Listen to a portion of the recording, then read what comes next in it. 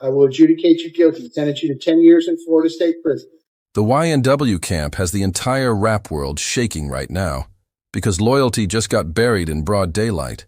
Word on the block is that YNW Bortlen, Melly's right-hand man since childhood, just flipped the script with a plea deal that left Melly staring down the rest of his life behind bars.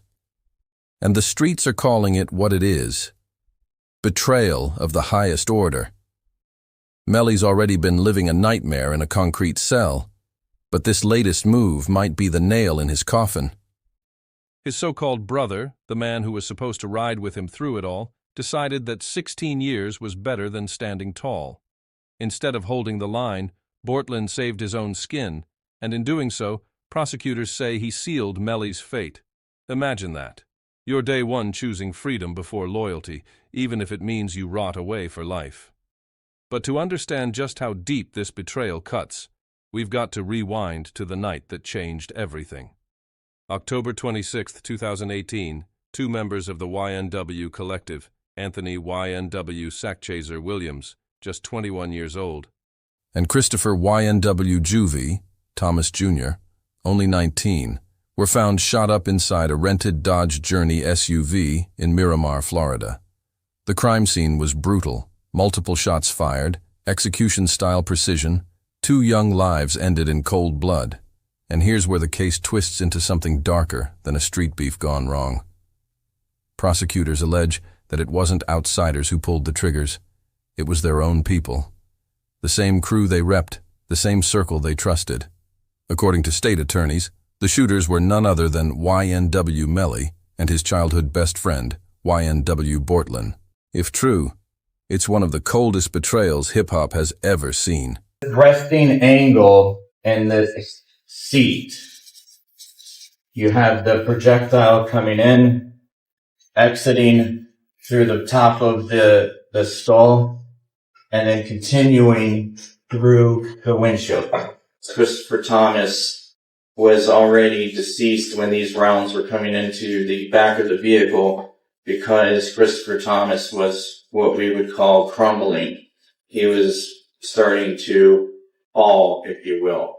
On top of that, I know that he was already deceased because the back of his back, essentially, the rounds that are in his back, have no blood in them. My determination was that this is not a drive-by shooting. The shooter is at a stationary position when all but one of these rounds are going. Brothers turning on brothers, blood spilled inside their own circle. And now, years later, the same bond of loyalty that held them together is unraveling in the courtroom, with Bortland's deal leaving Melly trapped in a fight he might not walk away from. Look, man, I just put together. He stole from you? He kind of switched around, issues or nothing. Yeah. He lived with you or? Nah, he just came down there just, By the time videos of the four leaving the studio were played in court, the prosecution had already painted a picture so cold, it left the whole room silent. According to the state, YNW Melly was sitting in the back seat of that rented Dodge Journey the night everything went down. And that's where they claim he pulled the trigger, opening fire on his own crew members, unloading up to 10 shots apiece at close range. The alleged triggerman wasn't an enemy. It was family. But the horror didn't stop there. Prosecutors allege that instead of panicking or calling for help, Melly and Bortland drove around with the bodies for more than 2 hours, staging the crime to look like a rival gang hit. They even fired shots into the SUV from outside to sell the illusion of a drive-by. Then, they spun up a story about being ambushed near a canal, an alibi they thought would shield them from suspicion. And it's my understanding that you want to resolve both cases today. Is that correct? And that resolution is an agreement you've reached with the state, the terms of which are as follows. Number one, in the 19 case, you're going to plead no contest to both counts of accessory after the fact. In the 23 case, you're going to plead no contest to all 4 counts as charged. In exchange for that, the state is going to null process, that is, drop the 2 first-degree murder counts. All right, I'm going to adjudicate you guilty. Yes, sir. Finally, Bortland drove the victims to Memorial Regional Hospital, where both Chaser and Juvie were pronounced dead. The state's case came stacked with evidence heavy enough to bury anyone. GPS data placed them at the exact scene. Ballistics matched spent shells to a gun tied back to Melly. Surveillance cameras captured crucial movements before and after the shooting. And cell phone records showed no mysterious rivals, no drive-by shooters, just the men inside that car. To prosecutors, it was airtight. But Melly's legal team wasn't folding. They knew the evidence looked bad, but they found cracks, tiny openings they believed could dismantle the narrative. They argued chain of custody issues. They questioned ballistics. They even poked at inconsistencies in the timeline. I ain't telling about no small. I can do 5 to 10 years, but 20 to life, well, yeah, going down, boy. I ain't telling about no smiles. I don't know nothing about that. I don't give a f- what you say about Nunu. Oh, God. What you niggas say about Nunu. Yeah. For a moment, it seemed like the case wasn't as bulletproof as the state wanted everyone to believe.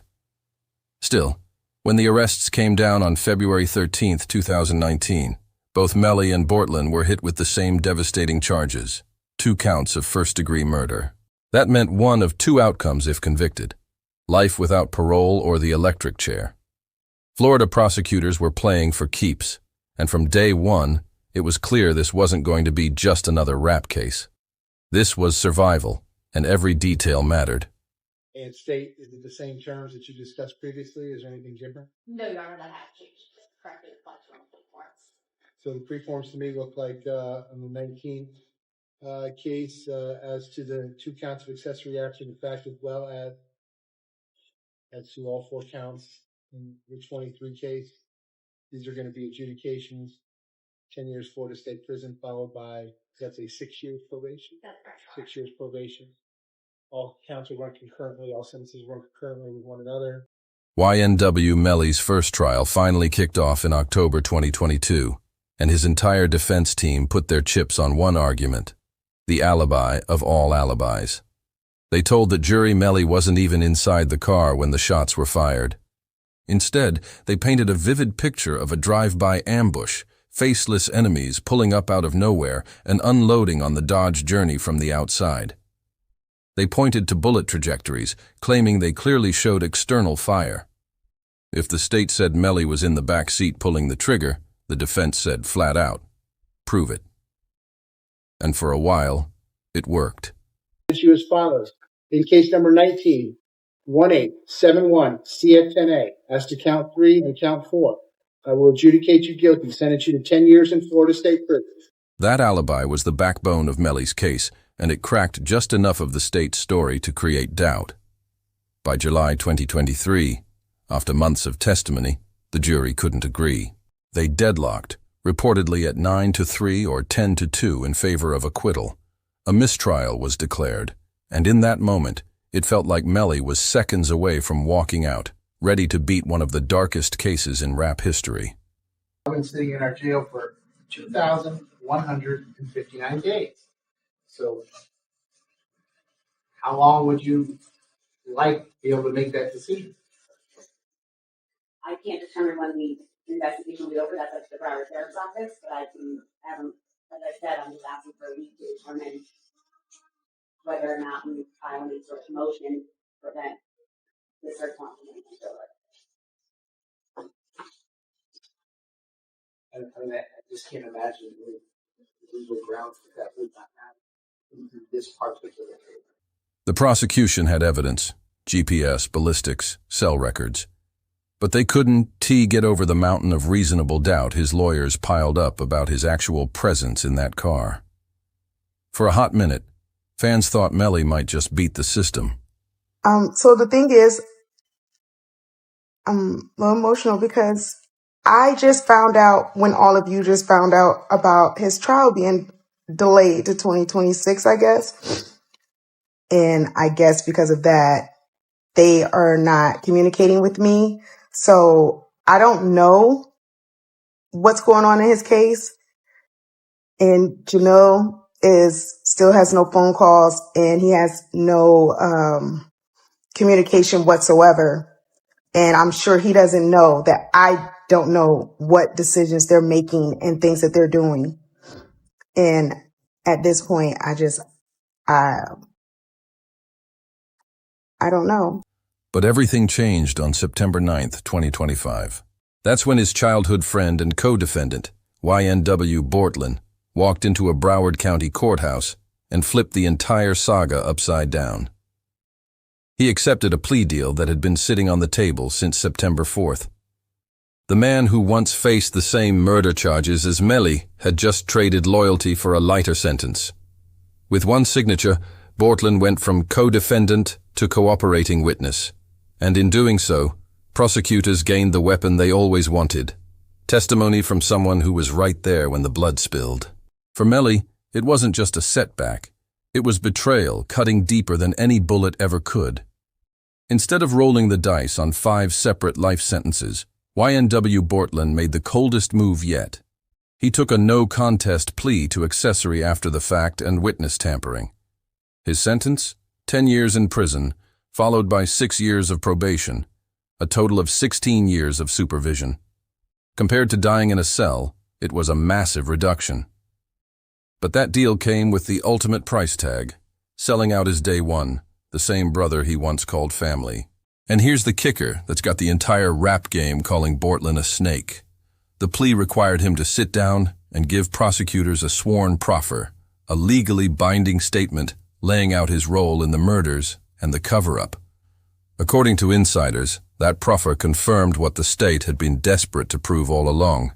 Melly was in the car when the shots rang out. That revelation doesn't just damage his defense, it obliterates the core argument that saved him in the first trial. Now, the state doesn't just have ballistics, GPS, and cell data. They've got an eyewitness account from the alleged driver himself, pointing directly at Melly as the shooter. It is the kind of evidence prosecutors dream of, because juries eat up testimony from people who were actually there. And this wasn't just some outsider or rival. It was the man who drove the car that night. What makes this betrayal hit even harder is the timing. Bortland's trial was literally set to start the next day. He had his back against the wall, staring at the same life without parole sentence as Melly, and instead of standing tall, he folded like a cheap tent at the last second. After years of holding the line, he waited until the final moment, then saved himself at Melly's expense. With that plea, the story shifted. For prosecutors, it was the smoking gun they'd been missing. For Melly, it was the final dagger, betrayal by the one man who was supposed to ride with him until the end. A proffer session usually lasts just 1 to 2 hours, but those hours can change everything. And that's exactly what happened when YNW Bortlen sat down with prosecutors and federal agents. He had to lay out his knowledge of the crime in detail, which meant describing Melly's presence and alleged actions during that fatal night. With every word, he wasn't just saving himself. He was feeding the state the very testimony that could bury Melly for good. The streets didn't take long to react. Snitching allegations spread instantly, and they hit different this time. This wasn't about 2 random co-defendants. Melly and Bortlen were childhood friends out of Gifford, Florida, kids who survived the trenches together and made it into the rap game side by side. To see one flip on the other? To the culture, it was the ultimate betrayal.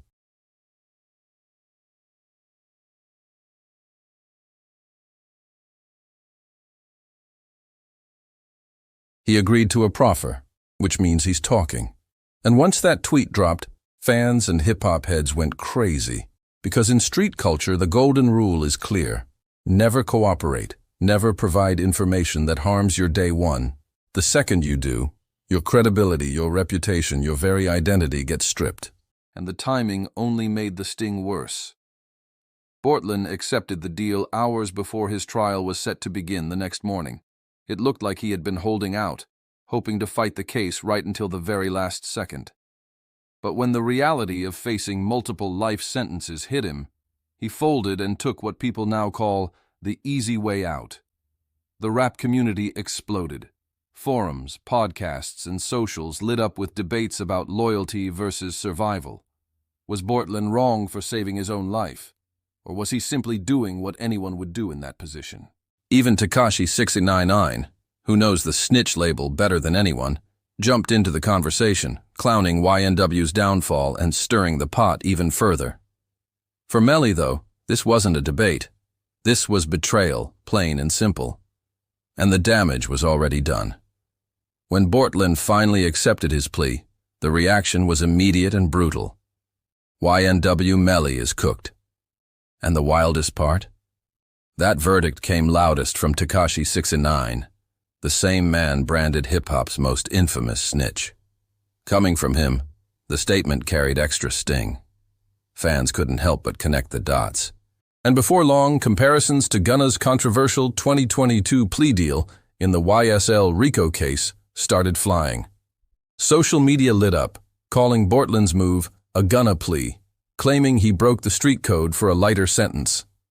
The backlash hit a fever pitch when the hashtag YNW Bortlen snitch started trending, racking up over 500,000 mentions. Twitter, IG, and TikTok flooded with posts dragging him for betraying his day one. Memes popped up calling him YNW Snitchlin, while others wrote things like, 16 years ain't worth snitching on your brother. For fans, this wasn't just about survival. It was about the destruction of an image YNW had carefully built. The YNW collective always projected themselves as unbreakable, family forged by loyalty, blood, and the streets. But that image shattered the moment Bortland signed those papers. To the culture, this wasn't just one man flipping. It was a betrayal that could lock Melly away forever. Even legal experts weighed in. Analyst SG Batman called it a turning point, flat out. This impacts Mel's trial. Bortland folded. And inside the rap community, the conversations grew bigger than just YNW. Crews across the game were suddenly under the microscope. Fans and commentators started asking tough questions. How real is loyalty in hip-hop? When the stakes are life versus decades in a cell, does anybody actually stay solid anymore? The whole situation dragged old ghosts back into the spotlight, reminders of plea deals that fractured crews, ended movements, and rewrote reputations overnight. And now, YNW sits in that same storm, loyalty broken, their legacy crumbling in real time. The backlash over Bortland's plea deal hit a boiling point when his attorney, Fred Haddad, tried to run damage control. He told reporters flat out, "I don't represent snitches. Cortland Henry is not a snitch, and he will not be cooperating or testifying in Melly's trial." But by then, the damage was already carved deep into the culture. The streets didn't care what the lawyer said. The proffer requirement spoke louder. Everyone knew that Bortland had already sat down, detailed the incident, and handed prosecutors information they could weaponize against Melly in his retrial. And the legal implications? Devastating. Prosecutors now hold one of the strongest cards they've ever had. In Melly's 2027 retrial, they can point directly to Bortland's sworn proffer to reinforce the mountain of evidence already on the table. That includes ballistics, showing 14 shots fired from inside the SUV, not outside as the defense once claimed. They can highlight the hospital arrival footage, which shows zero external damage consistent with a supposed drive-by. And most importantly, they can wave around Bortland's account, an eyewitness testimony from the alleged driver himself, a man who claims he was present from the very first shot, all the way to the alleged staging of the crime scene. For the prosecution, this is a gift. For the defense, it's a nightmare. Melly's original trial ended in a mistrial because jurors couldn't get past that sliver of reasonable doubt about whether he was truly in the car. Now, with Bortland's words filling in those gaps, that defense strategy may be dead in the water. The timing couldn't be worse for Melly, for he's been locked in Broward County Jail since February 2019, fighting for his life while watching years slip by. And now his retrial has been pushed to January 2027, setting the stage for a showdown where prosecutors walk in with more ammo than ever before. With Bortland's proffer closing the holes that once saved him, Melly's chances of walking free just collapsed into near impossibility. The streets are holding their breath, wondering if Bortland's plea deal is the final nail in the coffin for a rapper who once had the world at his fingertips. YNW Melly, once hailed as one of the most promising young voices in hip-hop, now faces the brutal reality that he may never breathe free air again. His 6-year nightmare behind bars has only gotten darker, and the numbers tell a story that's almost impossible to process. As of September 10, 2025, Melly has been locked up for 405 days. That is more than 6.5 years sitting inside Broward County Jail without a conviction on the murder charges. To put it into perspective, he's been in pretrial custody longer than some convicts actually serve for full sentences. And that's what cuts the deepest. The time slipping away while his fate hangs in limbo. The harshest moments come in court. Every hearing, every motion, every bond request turns into a reminder of how long he's been caged. Back in January 2025, during a heated bond hearing, Judge John Murphy broke it down. Melly had already been in custody for 2,159 days. The camera caught Melly's raw reaction, wide-eyed, jaw tight, like he couldn't even process the weight of it. That clip went viral, not because it was dramatic, but because it showed the human cost in real time. A young man realizing he'd already lost over half a decade of his life waiting for justice. Now with Bortland's proffer on the table, prosecutors more confident than ever, and a retrial looming in January 2027, the odds are stacked sky-high against him. The culture is watching, the fans are split, and the legacy of YNW is hanging by a thread. If this really is the endgame, it won't just be the story of Melly's downfall. It'll be remembered as one of the coldest betrayals and most drawn-out tragedies hip-hop has ever seen. Life inside Broward County Jail for someone like YNW Melly isn't just punishment. It's psychological torture disguised as due process. He's housed in protective custody, which sounds like safety on paper, but in reality means 23 hours a day locked inside a 6-by-9-foot cell. That leaves him just 1 hour of recreation, either pacing around in a fenced-in cage outside or stuck in a tiny indoor gym. No human contact, no freedom, no community. It keeps him safe from violence in general population, but the isolation itself is enough to crush the spirit. The routine is painfully repetitive, almost designed to break a man down. Breakfast gets slid through the slot in his door, usually nothing more than a small bowl of cereal or a piece of fruit. Lunch and dinner aren't any better. Cheap sandwiches, beans, rice, day after day.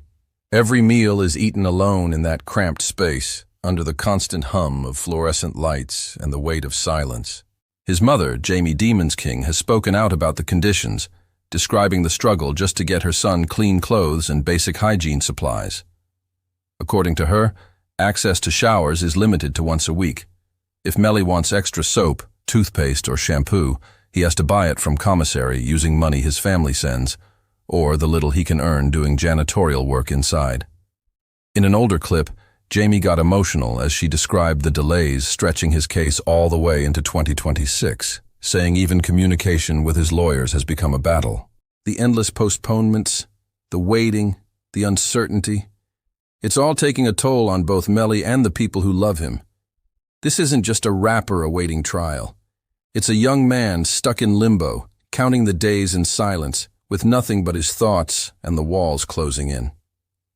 The visitation situation for YNW Melly is heartbreaking, another layer of punishment stacked on top of the cell walls. Since COVID-era protocols kicked in, his family hasn't been allowed to visit him in person.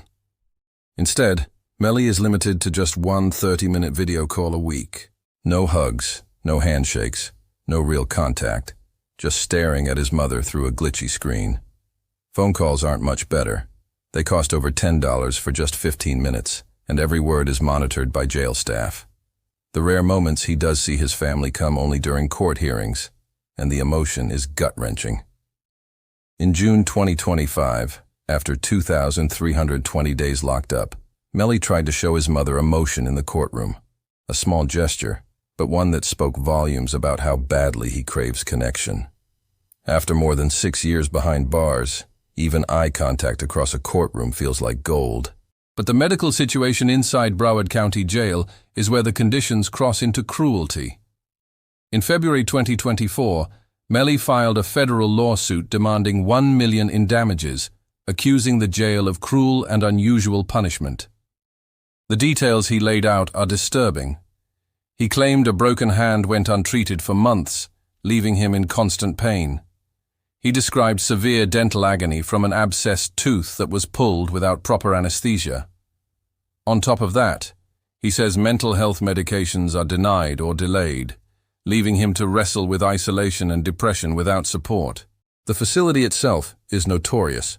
Broward County Jail has been under a federal consent decree since 2013 for unconstitutional treatment. Reports describe cells infested with mold, toilets backing up for days, and food so contaminated and undercooked that inmates regularly get sick. Even guards have admitted conditions are barbaric.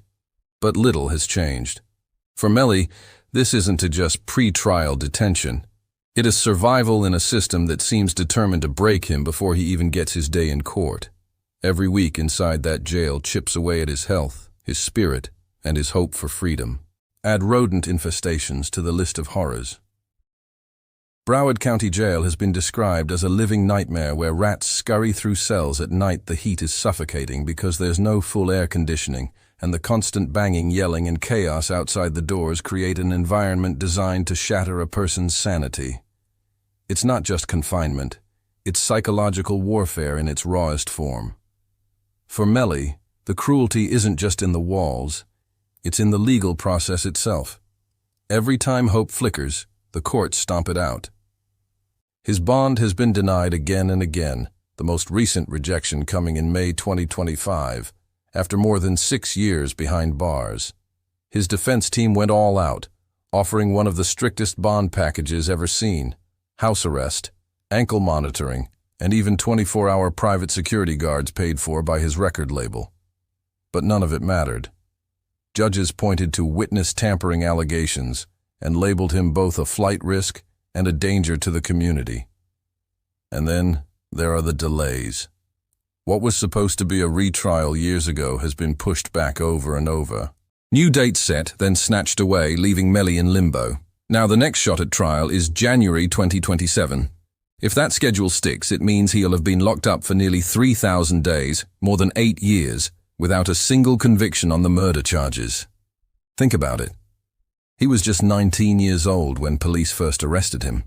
Now he's in his mid-20s, watching his entire youth vanish behind steel doors and barbed wire. A decade that should have been about stadium tours, chart-topping records, and living the superstar life has instead been eaten alive by moldy cells, endless hearings, and broken promises of justice. The federal lawsuit Melly filed lays it out in black and white: systematic abuse, deliberate neglect, and conditions so harsh they're designed to crush hope long before a verdict ever arrives. In his federal lawsuit, YNW Melly laid out a chilling portrait of life inside Broward County Jail. 23-hour solitary confinement that amounts to psychological torture. Medical neglect for a broken hand and infected teeth. Food trays crawling with maggots, showers blackened with mold, and guards who allegedly used excessive force, including pepper spraying him during incidents in 2022. The suit was partially dismissed in July 2025 because he hadn't exhausted state remedies, but even so, it ripped the lid off conditions that most would call inhumane for convicted prisoners, let alone someone still legally presumed innocent. The isolation has scarred him. His mother told Complex in 2024 that Melly isn't the same. He's become withdrawn, plagued by nightmares, shedding weight as the years drag on. Courtroom footage shows it too, the disbelief on his face when judges remind him just how many days he's been locked up. The rapper who once beamed with energy, who once charted Billboard hits, now looks like a man just trying to hold it together in a concrete cage. His music, the thing that made him, the thing that connected him to millions, has gone silent. While albums like Melly vs. Melvin in 2020 kept fans fed using pre-recorded vocals, the well has run completely dry by 2025. No new tracks, no fresh verses, no creative outlet. For an artist who lived and breathed through his music, the silence is deafening. Even the fan campaigns have lost steam. Hashtags like #ChangFreeMelly still trend from time to time, but the momentum has slowed. What started as a movement powered by millions has withered under the weight of years without resolution. For many, hope has faded into quiet resignation. So here is the tragedy in full.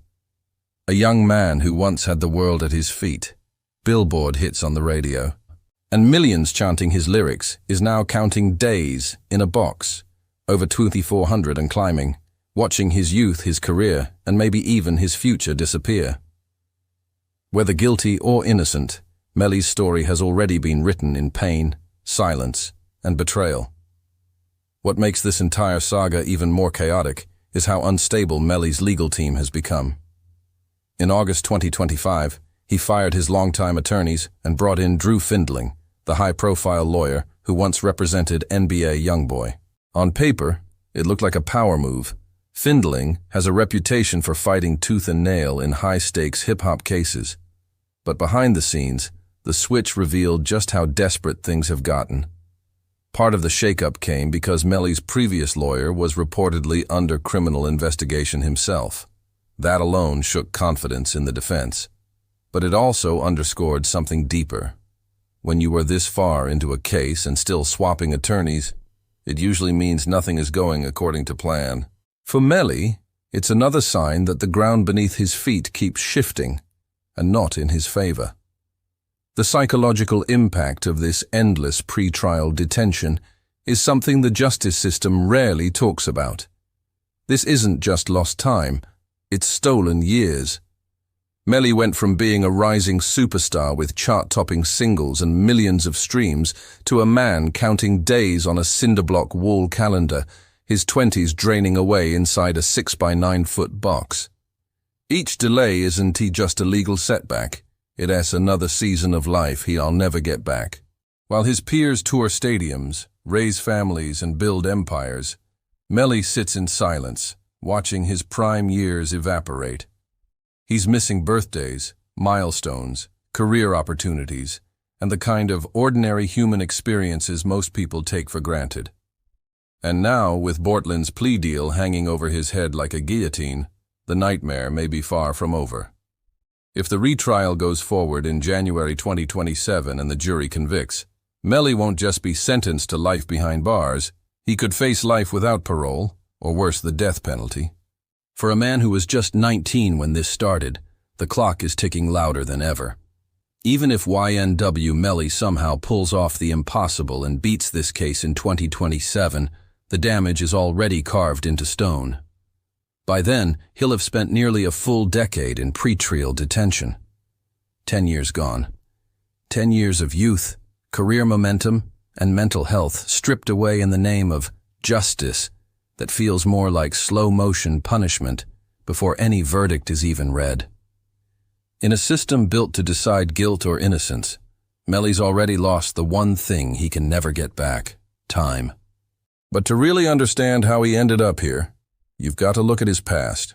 Because Melly's criminal record reads like a tragic cautionary tale, proof of how fast the streets can derail raw talent before it even has the chance to bloom.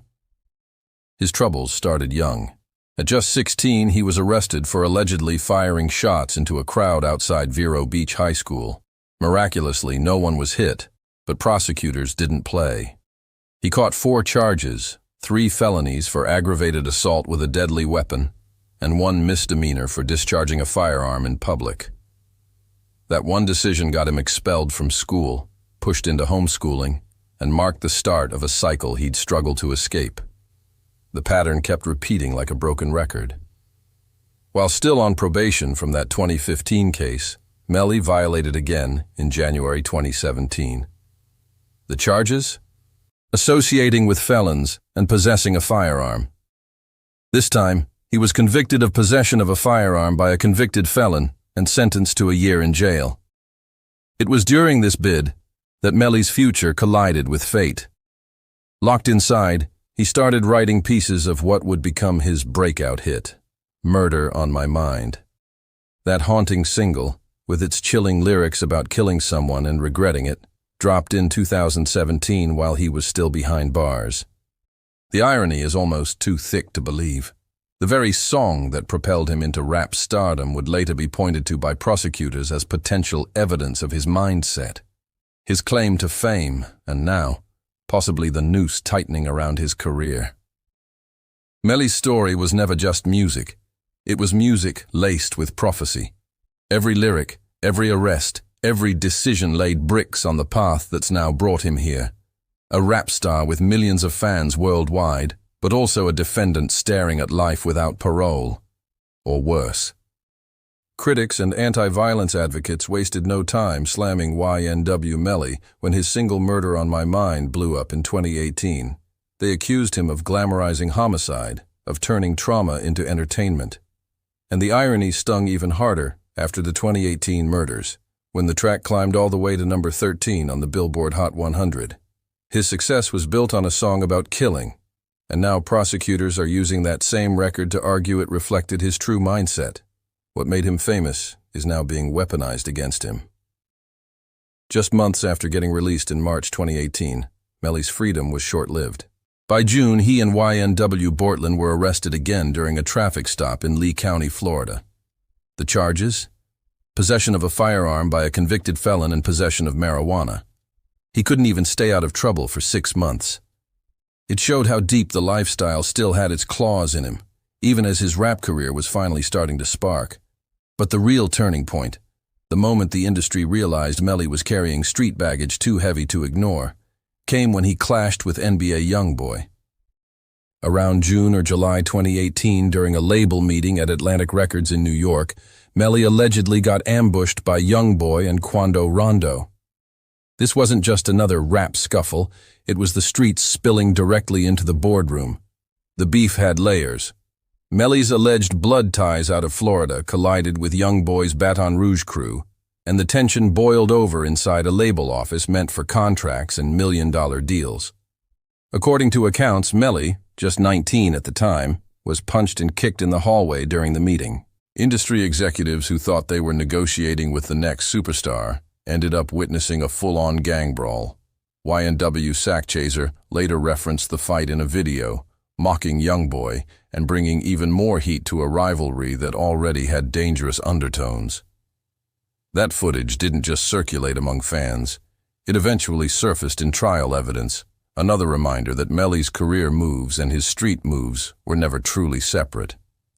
After getting worked over at Atlantic Records, YNW Melly didn't just lick his wounds, he reached out for backup. He tapped allies like King Von and Fredo Bang, escalating what had been a hallway brawl into a proxy war stretching across states. The message was clear. This wasn't going to end with one fight. It was about pride, territory, and crews that refused to look weak in front of the industry or the streets. YoungBoy never mentioned Melly by name in his tracks, but the subliminals were there. Lines aimed at Florida ops popped up in songs like Vet, and fans quickly connected the dots. Quando Rondo added fuel with his record End of Story, referencing jumping someone's brother, a nod many believed pointed back to the Atlantic Records incident. Melly fired back in his own way, sliding coded shots into verses, talking about keeping iron close and haters trying to knock him off his grind. What made this beef more dangerous than typical rap drama was how deep it ran into street politics. Melly's alleged ties to the G-Shine Bloods put him at odds with rival crews across multiple regions. Combine that with jealousy brewing inside his own YNW circle as his fame skyrocketed, and the stage was set for disaster.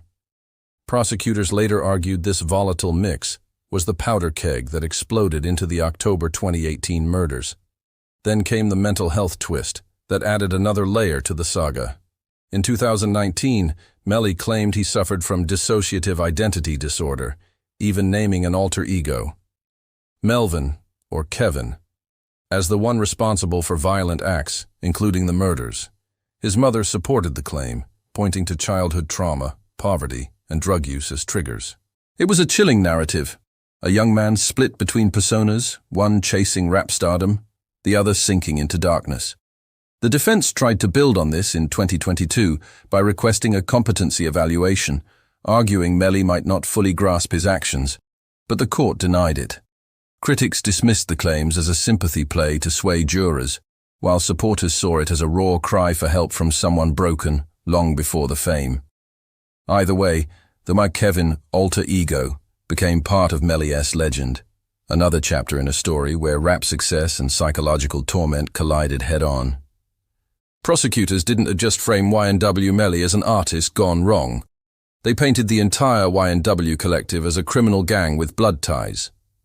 During the 2023 trial, they dropped receipts in the form of 123 text messages, allegedly linking Melly to gang activity, coded language, and signs. On top of that, they introduced evidence of rivalries and internal disputes, trying to prove this wasn't just about music, it was about territory, respect, and money. And in a world where those three things decide who lives and who dies, the stakes couldn't be higher. The reaction from the rap community has been split right down the middle. Some see Melly as a victim of a system eager to target young black men in hip-hop. Others can't look past the allegations, especially with prosecutors emphasizing betrayal at the heart of the case. Even the biggest names couldn't resist weighing in. Kendrick Lamar referenced Melly in his Euphoria track during his beef with Drake, rapping, "If not, I'm YNW Melly," a line that implied betrayal and disloyalty among friends. When Melly responded from jail saying he was honored but appalled at the backhanded compliment, it showed just how symbolic his case has become. To Kendrick, Melly's situation was a metaphor for treachery. To Melly, it was both clout and disrespect rolled into one. Other rappers have made their positions clear. Kevin Gates took to the Breakfast Club to speak on the case, saying, "Killing friends? That's snake behavior. No real one does that." He didn't name Melly outright, but the message was unmistakable. Mixing music with real-life violence blurs lines that shouldn't be crossed. Even Boozy Badaz, one of the earliest voices to publicly support Melly, couldn't hide his doubts. Back in 2019, he tweeted, "Pray for Melly, but if he did it, that's cold. Family first, no cap, RIP to the fallen YNW." It was a post that summed up the larger dilemma. Sympathy for Melly's talent, but horror at the possibility that he betrayed the very brothers who built YNW beside him. The betrayal element hits harder than anything else. These weren't strangers. These weren't industry rivals. These were brothers, childhood friends, men who ate together, hustled together, dreamed together.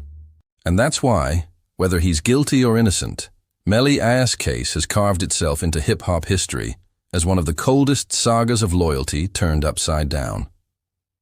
YNW Sackchaser and YNW Juvie weren't just names in an indictment. They were aspiring rappers who came up alongside Melly from the same Florida streets.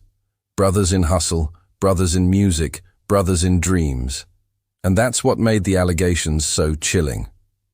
Prosecutors claimed that internal disputes over money tied to Melly's rising fame poisoned the crew from within. Paranoia set in. Trust cracked. What once looked like an unbreakable bond turned into suspicion that ended in bloodshed. The industry wasted no time dissecting it.